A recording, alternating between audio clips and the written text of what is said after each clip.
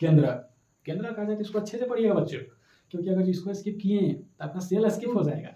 वंश चलता है, वो किस पर डिपेंड रहता है? केंद्रक पर ही डिपेंड रहता है। जो केंद्रक नहीं तो आपका वंश खत्म। कहने का कि कोशिका हमारे बॉडी का सबसे छोटा पार्ट नहीं है।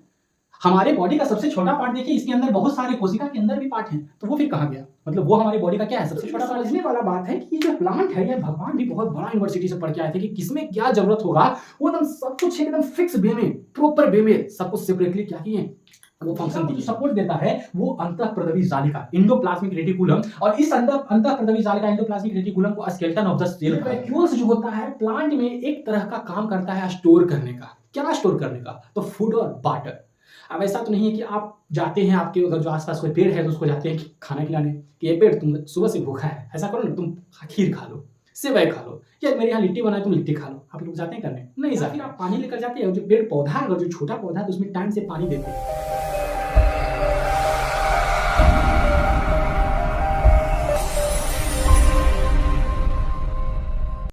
हेलो फ्रेंड, तो कैसे हैं आप सभी? मैं सौरभ सिंह आप लोगों का स्वागत करता हूं आपके अपने यूट्यूब चैनल जीएस शिखर पॉइंट पर।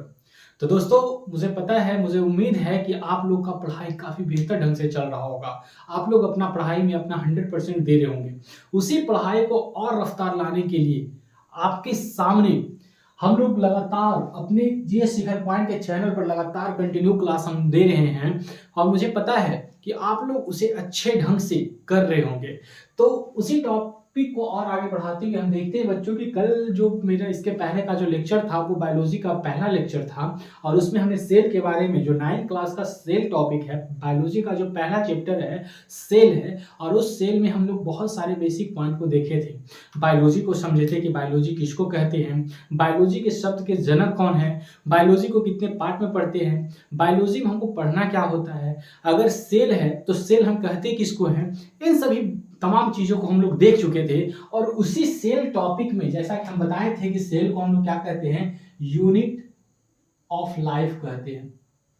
मतलब कहने का कि जीवन की इकाई कहते हैं। अगर जो हमारा जीवन चल रहा है या किसी भी ऑर्गेनिज्म का जीवन चल रहा है तो उसमें उसके लाइफ में सबसे छोटा पार्ट जो होता है वो क्या होता है, वो एक कोशिका होता है। जिस तरह से हम एग्जाम्पल भी दिए थे कि अगर हम मकान का निर्माण करते हैं तो एक मकान को खड़ा होने में, बिल्डिंग को खड़ा होने में, इमारत को खड़ा होने में जो सबसे छोटा पार्ट होता है कि ईंट का सहयोग होता है। उसी तरह से हमारी बॉडी या फिर कोई भी लिविंग ऑर्गेनिज्म होता है तो उस लिविंग ऑर्गेनिज्म के बॉडी के निर्माण में सबसे छोटा पार्ट जो होता है वो सेल ही होता है बच्चों। और ये आप लोगों को काफ़ी अच्छे से पता भी होगा, क्योंकि 8th क्लास में भी सेल के बारे में बहुत सारी चीज़ पढ़ना है। तो आप लोग को ये बेसिक चीज़ को अच्छे से जानते होंगे, लेकिन फिर भी एक बार चर्चा करना काफ़ी ज़रूरी हो जाता है। और उस चर्चा को हम इसके पहले वाले लेक्चर में, अगर जो आप लोग में से कोई नए हैं जो इस लेक्चर को देख रहे हैं और पहले वाले लेक्चर को नहीं देखे, तो मैं आप लोग को बताना चाहता हूं कि पहले आप वो लेक्चर, बेसिक लेक्चर जो हमारा कोशिका का है या फिर बायोलॉजी का जो कह सकते हैं, इसके मेरे चैनल के प्लेलिस्ट में आप जाकर देख सकते हैं। उस लेक्चर से आपको काफ़ी ज़्यादा टॉपिक कंप्लीट होगा, या बायोलॉजी के सेंस में कह सकते हैं या सेल के सेंस में कह सकते हैं, काफ़ी ज़्यादा टॉपिक कंप्लीट होगा। तो उसी टॉपिक को और आगे बढ़ाते हुए बच्चों हम देखते हैं क्या कि कोशिका, सेल जो है सबसे पहले खोजा कौन था? रॉबर्ट हुक साहब खोजे थे। रॉबर्ट हुक खोजे थे 1665 में। लेकिन ये जो खोजे थे वो एक मृत कोशिका को खोजे थे, लेकिन जीवित कोशिका को एंटोइन लियोन हॉक खोजा था। ल्यूएन हॉक खोजे थे, ये 1674 में खोजे थे। ये जीवित कोशिका को तो खोजे थे, लेकिन जीवित में भी ये दो तरह का खोजे थे, जंतु का अलग खोजे थे और वनस्पति का अलग खोजे थे। अब इसी चर्चा को हम आगे बढ़ाते हैं कि देखिए सारा कहानी जो है इस सेल पे ही टिका है। अब ये साहब ऐसे थे कि अगर जो रॉबर्ट हुक साहब कोशिका का खोज करके उस पर रिसर्च कर लेते तो हम लोग को इतना ज़्यादा माथापेची करने का जरूरत नहीं रहता कि कोशिका का खोज कौन किया, कोशिका द्रव्य का खोज कौन किया, न्यूक्लियस का, केंद्रक का खोज कौन किया, लाइसोसोम का खोज कौन किया। इतना ज़्यादा माथापेची नहीं करना होता अगर ये रॉबर्ट साहब ही क्या करते, खोजते, या फिर ल्यूएन हुक साहब ही खोजते और उस कोशिका पर बारीकी से अध्ययन कर लेते तो हम लोग को पढ़ने में आसान होता। कि चलो एक वैज्ञानिक का नाम याद कर लिया, कोशिका में किसी भी चीज के बारे में पूछा कि किसने खोजा तो डायरेक्ट हम आंसर देते ल्यूएन हॉक के बारे में। लेकिन ऐसा नहीं बच्चों, इसमें हम देखते क्या है कि कोशिका को, ये मृत कोशिका को खोज के छोड़ दिया कि चलो अब दूसरा का जो काम है वो अपना करेगा। फिर ल्यूएन हुक साहब आए, ये जीवित कोशिका को खोज के छोड़ दिया। इसके बाद तीसरा आएंगे पुरकिंजे साहब आएंगे, जीव द्रव को खोज के छोड़ देंगे। उसके बाद और आगे आते जाएंगे आते जाएंगे आते जाएंगे, मतलब कहने का कि इतने ये सब आलसी थे कि एक बार में ये सब एक से ज्यादा काम नहीं कर सकते थे। हम लोग को जो क्लास भी करना होता है तो एक साथ कितने सारे सब्जेक्ट को पढ़ना होता है, लेकिन ये सब इतने आलसी वैज्ञानिक थे कि एक चीज का खोज करके दूसरी चीज पर रिसर्च करना भी सही नहीं समझते थे, मतलब वो दूसरे पर छोड़ देते थे। और इन सभी का आलसीपन हम लोग के लिए बोझ बन गया। अब उसी चीज को क्या करेंगे, अब हम लोग पढ़ते हैं, अगर एक कर लेते पूरा, हर तरह से रिसर्च कर लेते। कोशिका क्या है, इतना छोटा सा तो चीज है जो हमको आंख से दिखता तक नहीं है, अगर उस पर रिसर्च कर भी लेते तो क्या दिक्कत होता। हम लोग को इतना ज्यादा पढ़ना तो नहीं पड़ता कि इसका खोज ये वैज्ञानिक किया, उसका खोज वो वैज्ञानिक किया, कुछ नहीं था। बस एक बोलते कि बस कोशिका का खोज रॉबर्ट हुक किए, तो उसमें सारी चीजों का खोज कौन किए, रॉबर्ट हुक कर सकते थे। लेकिन ऐसा नहीं बच्चों, इसमें सारे चीज देखिए, कोशिका अगर जो बोले कि हमारे unit part of the life बोलेगा तो ये सही नहीं है बोलना। क्योंकि देखिए, अगर जो हम बोले कि चलो ठीक है कोशिका जो होता है यूनिट पार्ट ऑफ लाइफ होता है, तो फिर ये कोशिका के अंदर भी तो पार्ट है कि नहीं। बेसिक वे में समझिए, हम लोग को बोला जाता है यूनिट ऑफ लाइफ, कोशिका को कहा जाता है जीवन की इकाई, मतलब सबसे छोटा हमारे बॉडी में अगर जो कुछ है तो ये कोशिका है। ठीक है, हम लोग बचपन से पढ़ते आ रहे हैं और हम भी आपको यही चीज पढ़ा रहे हैं, कुछ नया नहीं पढ़ा रहे, बस जो आप पढ़ते आ रहे हैं या फिर जो कोई पढ़ते आ रहा है वही चीज हम आपको पढ़ा रहे हैं। लेकिन आप थोड़ा सा सेंस लगाइए कि अगर ये जीवन की सबसे छोटी इकाई है, इससे अगर जो कुछ छोटा नहीं है, तो फिर इसमें कोशिका में इतने सारे पार्ट्स आए कहां से। मतलब कोशिका से भी कुछ ऐसी चीज है जो उससे छोटा है ना। आप एग्री करते हो कि नहीं बात को, कि मतलब कहने का कि कोशिका हमारे बॉडी का सबसे छोटा पार्ट नहीं है। हमारे बॉडी का सबसे छोटा पार्ट देखिए, इसके अंदर बहुत सारे, कोशिका के अंदर भी पार्ट हैं, तो वो फिर कहाँ गया, मतलब वो हमारे बॉडी का क्या है, सबसे छोटा पार्ट है। लेकिन चलिए, हम लोग को जो पढ़ाते आया गया है बचपन से, वही चीज को हम भी पढ़ते हैं और हमको आपको पढ़ाते भी हैं। जो कोशिका होता है उसको हम लोग क्या कहते हैं, यूनिट ऑफ लाइफ, ये चीज जानते हैं। अब ये यूनिट ऑफ लाइफ सिर्फ और सिर्फ स्ट्रक्चरल वे में नहीं है, बनावट के तौर पर नहीं, क्रियात्मक भी। हम कल बताए थे कि संरचनात्मक और क्रियात्मक दृष्टि से ये जो होता है सबसे छोटा पार्ट होता है, कौन, कोशिका। अब इस कोशिका को अगर जो पढ़ना है बच्चों, देखो अब हम बताएं कि क्या, ये कोशिका जो होता है दो तरह के होते हैं। एक तो होता है प्लांट सेल और एक होता है एनिमल सेल। मतलब प्लांट जो भी हरे पौधे पेड़ पौधे देखते हैं वो भी एक कोशिका से बना हुआ है, मतलब कोशिका से मिलकर बना हुआ है। और आप जितने जंतु को देखते हैं वो भी कोशिका से मिलकर बना हुआ है। लेकिन यहाँ पर कोशिका, दोनों के कोशिका में भिन्नता आती है, डिफरेंस देखा जाता है। मतलब क्या कि एनिमल सेल जो होते हैं उसमें कुछ अलग चीज होते हैं, कुछ चीज अलग होते हैं, और प्लांट सेल जो होते हैं उसमें कुछ चीज अलग होते हैं। अब ये अलग क्या होता है हम उस पर पढ़ेंगे। तो सबसे पहले कोशिका को समझेंगे कि कोशिका होता कैसा है। तो हम आपको बता देना चाहते हैं कि देखिए, जो ये गोल टाइप का जो स्ट्रक्चर होता है वो एनिमल सेल होता है।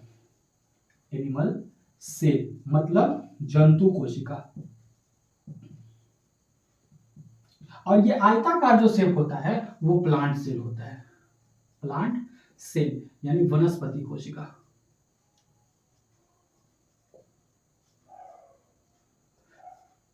वनस्पति कोशिका, इस कोशिका के बारे में हम पढ़ेंगे बच्चों। ये आप लोग एक चीज अपने दिमाग में अच्छे से नोट कर लीजिएगा कि पूरा कोशिका आप लोग को लगता होगा कि बहुत हार्ड है, लेकिन जब आप लोग मेरा क्लास कंटिन्यू कीजिएगा तो आपको मैं विश्वास दिलाना चाहता हूं कि आपको कुछ याद करने का जरूरत नहीं है। सारा क्लास A to Z आप लोग कंसेप्चुअली वे में आप लोग समझते जाइएगा। फैक्चुअल यहाँ हम कुछ भी नहीं पढ़ाएंगे, फैक्ट के अकॉर्डिंग कुछ भी ना आपको याद करवाएंगे और ना ही कोई पॉइंट लिखवाएंगे, बशर्ते हर चीज को समझाते हुए आगे बढ़ेंगे।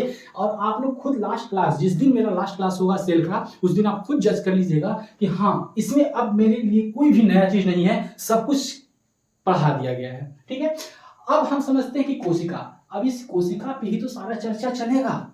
एक कोशिका जो है हमारे बॉडी का सबसे छोटा पार्ट है, लेकिन उस कोशिका को भी समझने के लिए, पढ़ने के लिए देखिए आप लोग का कितना क्लास चलेगा, समझे। तो उसी कोशिका को हम पढ़ेंगे। देखिए, कोशिका जो होता है वो जीवन की इकाई होती है।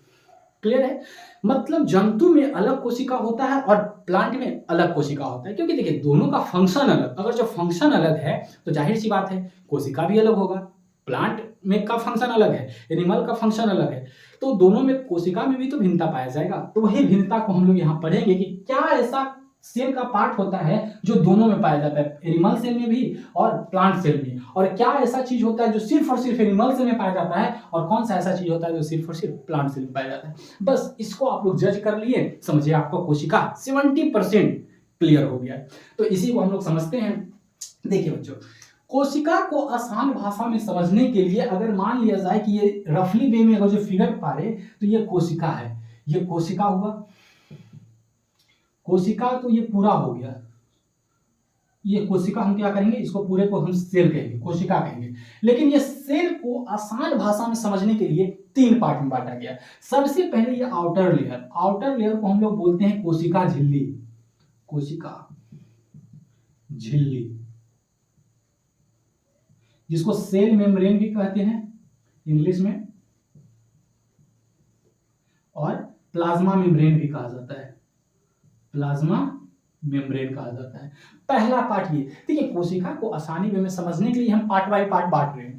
दूसरा कहा जाता है कि कोशिका के अंदर भरे हुए पार्ट होते हैं, कुछ कुछ पानी जैसे जेली लाइक स्ट्रक्चरल होता है, जो पारदर्शी होता है, ट्रांसपेरेंट होता है, इसको हम लोग बोलते हैं कोशिका द्रव्य बोलते हैं, कोशिका द्रव्य बोलते हैं। अगर आपको नीचे नहीं दिख रहा है तो इस चीज को हम ऊपर लिख देते हैं। ये जो बीच वाले जो स्ट्रक्चर होते हैं, पानी के जैसा जेली लाइक स्ट्रक्चर होता है, इसको हम लोग कोशिका द्रव्य कहते हैं, कोशिका द्रव्य, जिसको साइटोप्लाज्म कहते हैं, साइटोप्लाज्म कहते हैं।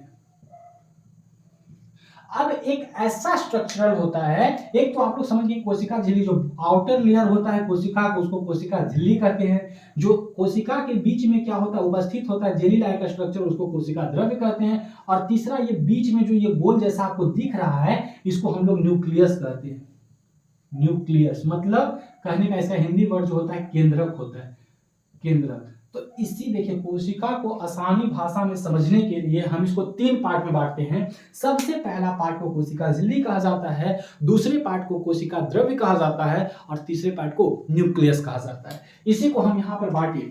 पहला पार्ट जो होता है कोशिका झिल्ली, दूसरा पार्ट कोशिका द्रव्य, और तीसरा पार्ट केंद्रक होता है।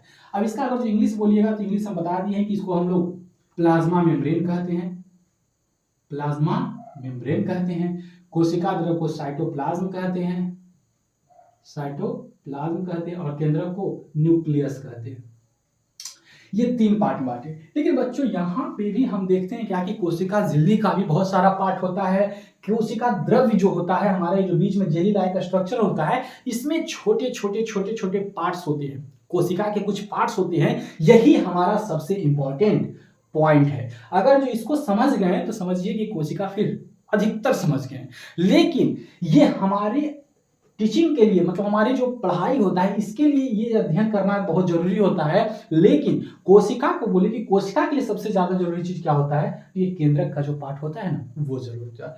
हमारे लिए क्या जरूरी है, पढ़ना ज्यादा, ये जरूरी है। और कोशिका के लिए क्या जरूरी है, ये जरूरी है। तो समझिए जब कोशिका के लिए जरूरी है तो हमारे लिए कितना जरूरी है।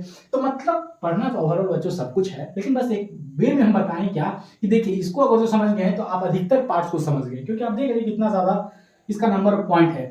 आप इसमें देखिएगा कि इसमें है तो बहुत कम मात्रा में चीज, लेकिन ये सारे चीज जो होते हैं यूनिक चीज होते हैं हमारे सेल के लिए और हमारे बॉडी के लिए। और दूसरा चीज हमारे बॉडी के लिए नहीं, अगर जो बोले जेनेटिक, जो हमारा जो वंश चलता है, उसके लिए कौन जरूरत होता है, केंद्रक का जरूरत होता है। तो इस केंद्रक को भी पढ़ना काफी ज्यादा जरूरी है।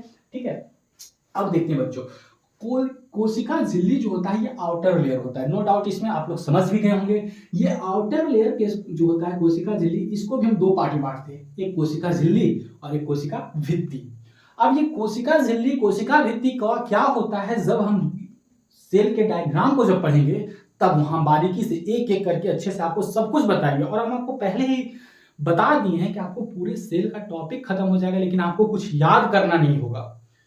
याद बहुत कुछ करना होता है, अगर जो पॉइंट वे में अगर जो हम भी आपको लिख के बता दे सिर्फ, तो याद करना आपके लिए भी जरूरी बन जाएगा।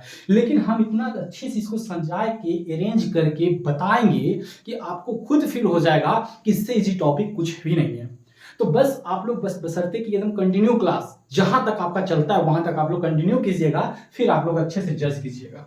अब हम देखते हैं कि कोशिका द्रव्य, सेकेंड पार्ट जो सेल का होता है, जो हम लोग डिपार्टमेंट में बांटे हैं, वो होता है कोशिका द्रव्य, साइटोप्लाज्म। इसमें देखो बच्चों बहुत सारे पार्ट्स होते हैं, जैसे साइटोप्लाज्म जीव द्रव्य जो होता है वो होता है, माइटोकॉन्ड्रिया जिसको हिंदी में सूत्रकणिका कहते हैं, लाइसोसोम, रसधानी जिसको वैक्यूल्स कहते हैं, लवक मतलब प्लास्टिड होता है, अंतःप्रदवी जालिका मतलब इंडोप्लाज्मिक रेटिकुलम होता है, राइबोसोम होता है, तारकाय मतलब सेंट्रोसोम होता है, गोल्जी उपकरण मतलब Golgi apparatus, Golgi complex, Golgi body, कुछ भी आप कह सकते हैं इसको, और माइक्रोट्यूब्यूलस मतलब ये सभी पार्ट्स जो होते हैं हमारे केंद्रक के कोशिका के ये जीव द्रव्य में, जो साइटोप्लाज्म होता है वो जीव द्रव्य में क्या होता है, ये सब पार्ट भरा होता है। जैसे आप देख रहे हैं कि ये सभी पार्ट जो है कोशिका के अंदर, ये सभी पार्ट जो भरा हुआ है, तो इसी को हम लोग क्या करना है, इसमें कोशिका द्रव्य में पढ़ना है। क्लियर है। तीसरा हम देखते हैं केंद्रक। आप लोग देख रहे होंगे कि यहाँ केंद्रक, ये जो है केंद्रक है, यहाँ भी ये जो है वो केंद्रक है। तो केंद्रक के अंदर क्या पढ़ना है, कोशिका झिल्ली पढ़ना है, गुणसूत्र पढ़ना है जिसको क्रोमोसोम कहते हैं, डीएनए पढ़ना है, जीन पढ़ना है, केंद्रिका पढ़ना है। ये सभी पार्ट, इन सब का अगर जो आप लोग का स्क्रीनशॉट नहीं ले पाए हैं तो आप लोग टेलीग्राम चैनल पर जाके इसका पीडीएफ हम पहले ही भेज देते हैं, उसको आप लोग डाउनलोड करके लिख सकते हैं। वो एकदम क्लीन वे में वर्क किया हुआ है। आपको फिर भी हम बता देते हैं कि जो हमारा टेलीग्राम चैनल है वो सौरभ्स नोटबुक के नाम से है, आप लोग उसको ज्वाइन जरूर कर ले, क्योंकि वहां पर नोट्स संबंधी जो भी अपडेट होता है, जो भी हम पढ़ाते हैं, जो भी टॉपिक यहाँ चलता है, उसका नोट्स पहले ही हम वहां प्रोवाइड करवा देते हैं, वो भी हैंड रिटेन नोट्स, और साथ ही साथ बोर्ड नोट्स भी, बोर्ड पीडीएफ जो होता है, ये बोर्ड जो अभी हम पढ़ा रहे हैं इसका भी पूरा पीडीएफ जो होता है वहां प्रोवाइड करवाते हैं, और साथ ही साथ हैंड रिटेन नोट्स भी वहां प्रोवाइड होता है। ठीक है बच्चों, तो आप लोग इस चैनल को, टेलीग्राम चैनल को ज्वाइन जरूर कर लें, क्योंकि यहाँ वो जो नोट्स से संबंधित जो भी अपडेट होगा वो आप लोग को प्रोवाइड कर दिया जाएगा। अब देखते हैं बच्चों कि जब हम इस चीज को समझ गए कि किसमें क्या होता है, कोशिका झिल्ली में क्या होता है, कोशिका द्रव्य में क्या होता है, केंद्रक में क्या होता है, जब इतना चीज हम समझ गए तो चलिए हम लोग थोड़ा सा फिगर पर आते हैं, जो इसका डायग्राम होता है उसको समझ लेते हैं। तो बच्चों अब हम लोग देखेंगे कि जो सेल का डायग्राम होता है उसको हम लोग समझेंगे। देखिए सेल को अगर जो पढ़ रहे हैं तो डायग्राम बहुत जरूरी होता है, क्योंकि ये कहीं भी आपको बनाने के लिए आ सकता है। अगर जो 9th क्लास का आप टॉपिक पढ़ रहे हैं तो बहुत सारे क्वेश्चन ऐसे भी आपको मिलेंगे जिसमें डायरेक्टली वे में आपको कहा जाएगा कि जंतु कोशिका का चित्र बनाएं, या फिर प्लांट कोशिका, वनस्पति कोशिका का चित्र बनाएं। तो इसको समझना काफी ज्यादा जरूरी होता है, इसीलिए हम क्या किए हैं, इस बोर्ड पे अच्छे से एक डायग्राम को बनाए हैं, और इसमें सेपरेटली वे में कि कौन सा अंग जो होता है वो दोनों में, जंतु कोशिका के साथ साथ वनस्पति कोशिका में पाया जाता है, वो यहाँ हम लिखे हैं। और कुछ कुछ ऐसे भी पार्ट्स होते हैं जो सिर्फ और सिर्फ जंतु कोशिका में पाए जाते हैं, वो यहाँ लिखे हैं। और कुछ ऐसे जो होते हैं जो सिर्फ और सिर्फ वनस्पति कोशिका में पाए जाते हैं, वो अलग लिखे हैं। तो अगर जो अलग होता है उसको हम लोग याद कर लें, तो जो साथ होता है उसको याद करने का जरूरत नहीं है। मतलब समझे, चलिए हम लोग समझते हैं। अगर बात करें हम जंतु कोशिका का, तो बच्चों देखो जंतु कोशिका जो होता है इसका जो आकार होता है कोशिका का, वो एक वृत्ताकार होता है, वृत्ताकार होता है। और अगर प्लांट सेल का बात करें तो आप लोग देख रहे हैं कि आयताकार होता है, आयताकार, रेक्टेंगुलर शेप होता है, इसका स्फेरिकल शेप होता है। अब देखिए सबसे पहले हम बात ये करते हैं कि इसमें जो आउटर लेयर होता है, ये जो बाहरी आप आवरण देख रहे हैं कोशिका, जंतु कोशिका का जो ये बाहर का जो आवरण है, जो परत है, जो ये है, उसको हम लोग कोशिका झिल्ली कहते हैं, मतलब सेल मेम्ब्रेन कहते हैं।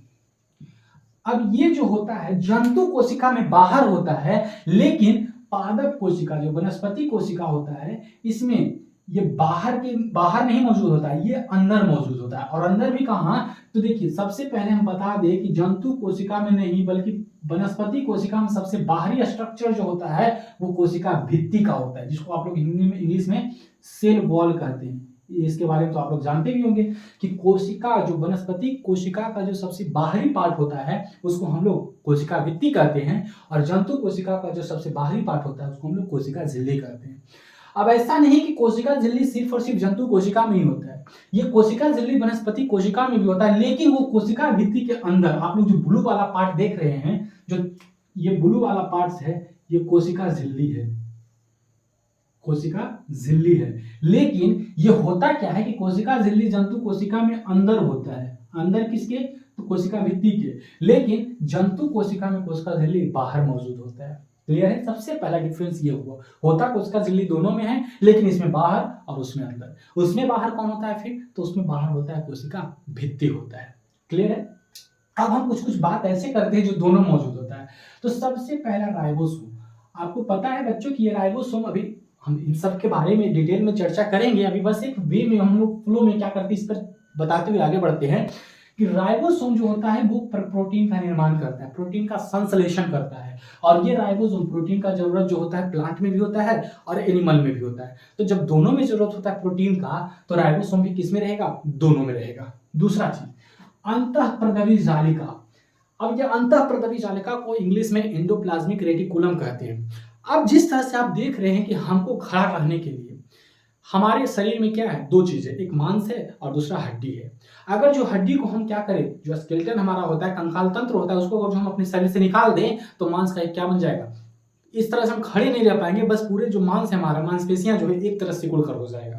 उससे हम ना तो चल पाएंगे, ना तो कुछ एक्टिविटी कर पाएंगे, ना मूवमेंट कर पाएंगे, कुछ नहीं। अगर जो हम कोई मूवमेंट कर रहे हैं या फिर हम सीधे खड़े हो पा रहे हैं या चल पा रहे हैं, तो उसमें सबसे बड़ा जो जरूरी चीज होता है वो स्केलेटन होता है, जो कि हमारे शरीर को सपोर्ट देता है। तो वही होता है क्या कि कोशिका को जो सपोर्ट देता है वो अंतःप्रदवी जालिका, एंडोप्लाज्मिक रेटिकुलम। और इस अंतःप्रदवी जालिका, एंडोप्लाज्मिक रेटिकुलम को स्केलेटन ऑफ द सेल कहा जाता है।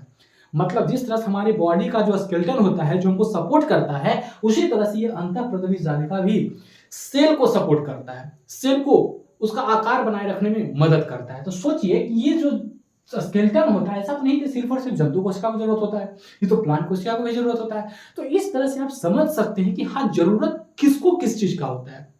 अगर जो उसके फीचर को समझ गए हैं तो आप ये जज कर सकते हैं कि हाँ, वो किस में हो सकता है। जैसे राइबोसोम हम बताएं, तो राइबोसोम का काम होता है प्रोटीन का निर्माण करना। तो आप इतना तो जज कर सकते हैं ना बच्चों कि प्रोटीन का निर्माण प्लांट को भी होता है और एनिमल को भी होता है। तो ये राइबोसोम जो प्रोटीन का निर्माण कर रहा है, तो राइबोसोम दोनों में होगा।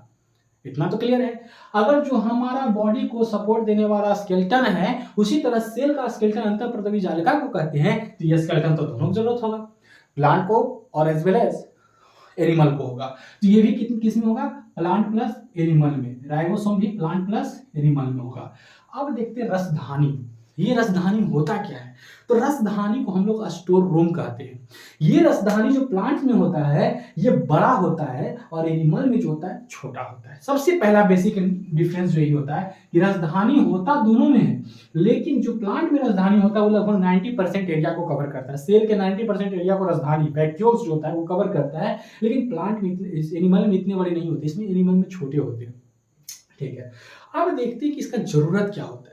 तो कोई जरूरत, अगर जो एक बेसिक वे में मानिए तो इसका कोई जरूरत नहीं होता है। लेकिन अगर जो सेल आप पढ़ रहे हैं और आप ऐसे बोल के निकल जाएगा कि इसका कोई जरूरत नहीं होता है, तो ये नाइंसाफी होगा वैक्यूल्स के साथ। वैक्यूल्स कहेगा अरे यार, हम इतना इंपॉर्टेंट रोल अदा कर रहे हैं और तुम हमको ऐसे इग्नोर कर दिए। इग्नोर ना करो ना, मेरे बारे में कुछ तो बोलो, हमको भी अच्छा लगेगा। तो चलिए हम भी इसके बारे में बोलते हैं। ये वैक्यूल्स जो होता है प्लांट में एक तरह का काम करता है स्टोर करने का। क्या स्टोर करने का? तो फूड और वाटर। अब ऐसा तो नहीं है कि आप जाते हैं, आपके अगर जो आसपास कोई पेड़ है तो उसको जाते हैं खाना खिलाने कि ये पेड़ तुम सुबह से भूखा है, ऐसा करो ना, तुम खीर खा लो, सेवई खा लो, या मेरे यहाँ लिट्टी बनाए तुम लिट्टी खा लो। आप लोग जाते हैं करने? नहीं जाते हैं। या फिर आप पानी लेकर जाते हैं, जो पेड़ पौधा है, अगर जो छोटा पौधा है तो उसमें टाइम से पानी देते हैं, लेकिन जब वो पेड़ पौधा मतलब पौधा जब पेड़ बन जाता है, वृक्ष बन जाता है, तब उसको पानी ले रख देते हैं। ये पेड़ सुनो, इस बार का जो गर्मी है ना, फरवरी से ही बहुत ज्यादा गर्मी पड़ रहा है, तो जून में तो तुमको और जरूरत पड़ेगा। तो ऐसा करते हैं, तुम्हारे पास नल लगा देते हैं, तुमको जब जरूरत पड़ेगा पानी पी लेना। ऐसा करते हैं क्या? नहीं ना करते हैं। तो ये समझने वाला बात है कि ये जो प्लांट है, ये भगवान भी बहुत बड़ा यूनिवर्सिटी से पढ़ के आए थे कि किसमें क्या जरूरत होगा। वो एकदम सब कुछ एकदम फिक्स वे में, प्रॉपर वे में सब कुछ सेपरेटली क्या किए हैं, वो फंक्शन दिए हैं। अब यहाँ देखने वाला चीज है कि ये जो प्लांट होता है इसमें वैक्यूल्स जो होता है जानता है कि अभी गर्मी पड़ने वाला है, अभी हमको पानी का बहुत ज्यादा दिक्कत होगा, पानी पहले ही स्टोर कर लो। अब वो स्टोर कहाँ करेगा? यही वैक्यूल्स में करेगा। मतलब कहने का कि जब उसको सफिशिएंट वे में पानी मिलेगा या फिर भोजन मिलेगा, तो वो भोजन को क्या करेगा? कलेक्ट करेगा, स्टोर करेगा, और स्टोर करके कहाँ रखेगा? इसी रसधानी वैक्यूल्स में रखता है, और जब जरूरत पड़ता है तब इसका यूज वो करता है। समझ रहे हैं ना आप लोग? ये हुआ। उसी तरह सेम चीज जो होता है हमारे एनिमल सेल में भी, लेकिन एनिमल हम ही हैं, तो हम क्या कहते हैं? 12 बज गया यार, दोपहर हो गया, 12 बज गया, मम्मी हमको भूख लग रहा है, ऐसा करो तो हमको खाना दे दो। हम बोल सकते हैं, हम खा सकते हैं। तो इसीलिए भगवान को पता था कि अरे यार ये जंतु है, इसको जरूरत पर टाइम टू टाइम इसको अपडेट मिलते रहेगा। जिस तरह फोन को अपडेट का जरूरत होता है, आप अपडेट देते हैं ना, उसी तरह हम लोग को भी खाने पीने का अपडेट, मतलब जो जरूरत होता है तो हम लोग टाइम पर अपडेट करते रहते हैं वो सब चीज। तो ये पता है, हमारे सेल को भी पता था कि अरे अरे हमको इतना बड़ा ज़रूरत नहीं है, ऐसा करो हमको छोटा दो, इसका बहुत बड़ा ज़रूरत नहीं है, क्योंकि हमको टाइम टू टाइम तो ये सब चीज़ मिलते ही रहता है, तो स्टोर करने का कितना बड़ा ज़रूरत होगा। तो इसीलिए राजधानी का क्या होता है, छोटा सा ज़रूरत होता है एनिमल सेल में, इसलिए इसका सेल भी छोटा रहता है। तो अब समझिए कि स्टोर करना तो दोनों को है, ये रहेगा भी कितने में, दोनों में रहेगा। तीसरा देखते केंद्रक। केंद्रक केंद्रक कहा जाए तो इसको अच्छे से पढ़िएगा बच्चों, क्योंकि अगर इसको स्किप किए तो आपका सेल स्किप हो जाएगा। मतलब कहने का कि देखो, जो केंद्रक होता है वो हमारे आनुवांशिक का वाहक होता है, हमारा जो वंश चलता है वो किस पर डिपेंड रहता है, केंद्रक पर ही डिपेंड रहता है। अगर जो केंद्रक नहीं तो आपका वंश खत्म। तो इस तरह से आप क्या कीजिएगा, केंद्रक तो वंश चलाना भाई आपको ही खाली है, पेड़ पौधे को नहीं है, पेड़ पौधे को आपसे ज्यादा जरूरत है। अगर जो ना रहेगा ना तो फिर आप कहीं के नहीं रहिएगा। इसीलिए क्या है, केंद्रक बहुत ही ज्यादा जरूरी चीज होता है। तो ये वंश चलाना दोनों को है, तो ये दोनों में रहेगा, ठीक है। अब जो केंद्रक है इसके अंदर केंद्रिका भी रहता है। अभी ये मत समझिएगा कि केंद्रक मेल हो गया तो केंद्रिका फीमेल हो गई, ऐसा मत समझिएगा। केंद्रिका का भी बहुत सारा गुण होता है, ये सपोर्ट करता है। जब सेल डिवीजन होता है, जब पढ़ाएंगे सेल डिवीजन, तो उसमें हमको आपको बताएंगे कि केंद्रिका का भी काफी ज्यादा जरूरत होता है। दूसरा चीज कि आरएनए का भी निर्माण करता है। आरएनए क्या होता है वो आरएनए पढ़ाएंगे तब समझिएगा ना, अभी क्या जरूरत है समझने का, अभी तो बेसिक हम पढ़ा रहे हैं। तो ये सभी चीज का जरूरत होता है। केंद्रिका का भी क्या होता है, इसमें इंपॉर्टेंस रोल होता है, तो ये दोनों में मौजूद होगा। ये वाला चीज तो भाई ये नहीं रहेगा तो फिर हम पढ़ा पाएंगे, नहीं पढ़ा पाएंगे। मतलब शुद्र कणिका, इसको हिंदी में हो सकता है कि आप लोग समझिएगा कि ये कहाँ से आ गया है, कहाँ से ये वर्ड आ गया, हम तो सेल में आज तक पढ़े नहीं थे, तो आपको हम बता देना चाहते हैं। इसी को माइटोकॉन्ड्रिया कहते हैं, माइटोकॉन्ड्रिया कहते हैं। अब ये माइटोकॉन्ड्रिया का हिंदी वर्ड है शुद्र कणिका, और ये शुद्र कणिका दोनों में जरूरत होता है। क्यों जरूरत होता है, क्योंकि यही होता है जो हमको हर काम करने की में सपोर्ट देता है। अगर जो हम बोल रहे हैं तो हमको एनर्जी का जरूरत है, हम लिख रहे हैं तो एनर्जी का जरूरत है, हम खड़े हैं तो एनर्जी का जरूरत है, हम चल रहे हैं तो एनर्जी का जरूरत है। हाँ हाँ, उसके लिए भी एनर्जी का जरूरत है, लेकिन जो हम समझाना चाह रहे हैं उसके लिए पहले चाहिए। दिमाग आप लोग का कहाँ से कहाँ जाता है। सूत्र कणिका माइटोकॉन्ड्रिया ये क्या होता है, इसको power house of the cell कहते हैं। Power house of the cell मतलब इसको कोशिका का ऊर्जा गृह कहते हैं। आपको यहाँ लाइट जल रहा है, मेरे यहाँ भी जल रहा है लाइट, इसका जो पावर सप्लाई हो रहा है पावर ग्रिड से हो रहा है, उसको एनर्जी का हम हाउस कर सकते हैं, ऊर्जा गृह कर सकते हैं। लेकिन हमारे शरीर में भाई 40,000 का झटका तो नहीं लगने वाला है, 45,000 का 50,000 का जो भी झटका लगे वो नहीं लगने वाला है। लेकिन हमको जितना एनर्जी का जरूरत होता है वो एनर्जी का निर्माण या फॉर्मेशन कौन करता है, यही माइटोकॉन्ड्रिया सूत्र कणिका करता है। क्लियर है। तो ये एनर्जी का जरूरत ऐसा तो नहीं है कि सिर्फ और सिर्फ एनिमल में ही चीज होगा, ये प्लांट में भी हो सकता है। ये एनिमल प्लांट दोनों होता है। बच्चों आप लोग समझ सकते हैं कि इस तरह से आप लोग क्या कर सकते हैं, एक सेंस लगा के, एक उसका फीचर का पता करके आप लोग क्या कर सकते हैं, ये पता कर सकते हैं कि किसमें किसमें जरूरत होता है। क्लियर है। तो पावर का मतलब कि सॉरी एनर्जी का जरूरत हर जगह दोनों में होता है, तो माइटोकॉन्ड्रिया दोनों में होगा। क्लियर है। गोल्जी उपकरण, अब ये गोल्जी उपकरण क्या होता है, गोल्जी अपार्टस, गोल्जी कॉम्प्लेक्स जिसको बोलते हैं, गोल्जी बॉडी आप लोग बोलिए। तो देखिए एक तरह से मदर ऑफ द सेल ये कहा जाता है। अभी मदर ऑफ द सेल क्यों कहा जाता है, तो बात हम बताते हैं। पावर स्टोर कर लिया कौन, माइटोकॉन्ड्रिया। भोजन स्टोर कर लिया कौन, वैक्यूल्स। सब कुछ एक दूसरे अपने अपने काम को क्या कर रहा है, परफेक्ट वे में कर रहा है। घर में काम करने वाले आपके बहुत लोग होंगे, लेकिन आपको टाइम पर खाने के लिए पूछने वाला आपकी माँ ही होगी एक, है ना। बस इसीलिए इसको हम मदर ऑफ द सेल कहते हैं। मतलब कहने का क्या होता है कि अगर इसमें सारा फंक्शन एक स्टेबल वे में चल रहा होता है, प्रॉपर वे में चल कर रहा होता है, तब वहां होता क्या है कि अगर जो ये इसमें एनर्जी का निर्माण हो गया, लेकिन एनर्जी का जरूरत एक जगह से दूसरे जगह होता है, तो वो ट्रांसपोर्ट करने का काम गोल्जी ही करता है। एक जगह से दूसरे जगह क्या करता है, ये एनर्जी को पैकिंग करके एक जगह से दूसरे जगह पहुंचाता है। मतलब जहां जरूरत होता है वहां पर ये ले जाता है। तो जब ले जाने का काम इसका हुआ तो इसको ट्रैफिक ऑफ द सेल भी कहा जाता है। और इसको पता है कि कहाँ क्या जरूरत होता है, कितना जरूरत होता है, मतलब ध्यान रखने वाला काम हुआ। जिस तरह से हमारी माँ हमारा ध्यान रखती है, उसी तरह से ये भी रखता है पूरे सेल का ध्यान कि कहाँ क्या जरूरत होता है। तो इसलिए मदर ऑफ द सेल भी इसी को कहा जाता है। तो देखिए ये दोनों, ये इसका जो काम होता है वो ऐसा थोड़ी कि सिर्फ एनिमल सेल में ही होता है, इसका काम प्लांट सेल में ही होता है। तो इसका जरूरत दोनों में होगा। तो इस तरह से आप लोग समझ सकते हैं कि प्रोटीन का जरूरत दोनों में तरह है, वो सब निर्माण करता है प्रोटीन का, तो वो दोनों में होगा। अंतःपर्दवी जाल का जो स्केलेटन जो होता है ये दोनों में जरूरत होता है, तो अंतःपर्दवी जाल का एंडोप्लाज्मिक रेटिकुलम दोनों में होगा। वैक्यूल्स का जरूरत दोनों में होता है, केंद्रक का जरूरत दोनों में, केंद्रिका की जरूरत दोनों में, माइटोकॉन्ड्रिया दोनों में, गोल्गी उपक्रम दोनों में। क्लियर है? कोशिका झिल्ली दोनों में। अभी कोशिका झिल्ली क्यों दोनों में होता है वो भी हम बताएंगे कि कोशिका झिल्ली को चयनात्मक झिल्ली कहा जाता है, selective permeable membrane, selective permeable membrane कहा जाता है। ठीक है, अब ये सिलेक्ट करता है कि हमारे बॉडी के लिए क्या अच्छा क्या खराब है, उसको पहले सिलेक्ट करता है। अगर जो कोई खराब है तो उसको बाहर ही रहने देता है, अंदर आने की इजाजत नहीं देता है। अगर जो कोई फायदेमंद वाला चीज है तो उसको अंदर आने देता है। मतलब एक तरह का लोभी का काम ये करता है। इसके पास लोभ बहुत ज्यादा है, अरे मेरे लिए फायदेमंद है इसको अंदर आने दो, और ये मेरे लिए नुकसानदायक है इसको बाहर रहने दो। ठीक है, तो कोशिका झिल्ली, तो ये चयन सिलेक्ट करने का काम सिर्फ एनिमल सेल के लिए थोड़ी होगा, प्लांट सेल में भी होगा। तो ये दोनों जगह होता है। क्या होता है? दोनों जगह होता है। लेकिन इसके अंदर होता है, प्लांट सेल में अंदर होता है। किसके अंदर? कोशिका भित्ति, सेल वॉल। अब ये सेल वॉल क्यों होता है? सेल वॉल जो होता है ये पेड़ का मरा हुआ भाग होता है, डेड होता है, नॉन लिविंग होता है। और ये जरूरत इसलिए होता है क्योंकि ये सेल को प्लांट को एक कठोर शेप देता है, एक हार्डनेस देता है। किसको?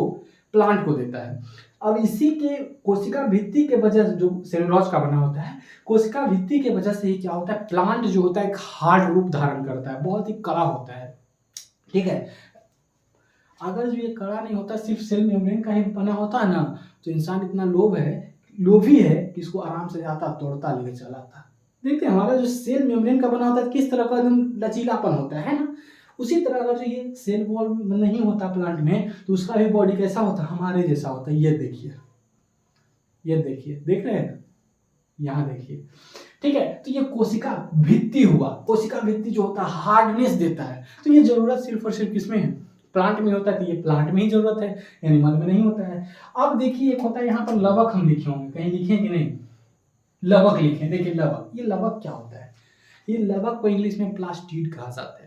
ये लवक जो होता है रंग प्रदान करता है, हरा, उजला, लाल, ब्लू, नीला, पीला, जैसा भी रंग हो ये रंग प्रदान करता है। तो हम लोग में रंग का क्या जरूरत होता है? हम तो या तो गोरे होंगे या तो काले होंगे, मेरे जैसे होंगे तो काले होंगे, या तो फिर आप लोग के जैसे, पता ना आप कैसे हैं, लेकिन फिर भी हम बोल देते हैं आपके जैसे होंगे तो गोरे होंगे। तो ये गोरा और काला जो होता है वो मेलेनिन के कारण होता है। किसके कारण होता है? मेलेनिन के कारण। जिसमें मेलेनिन की मात्रा ज्यादा होता है उसमें कालापन होता है।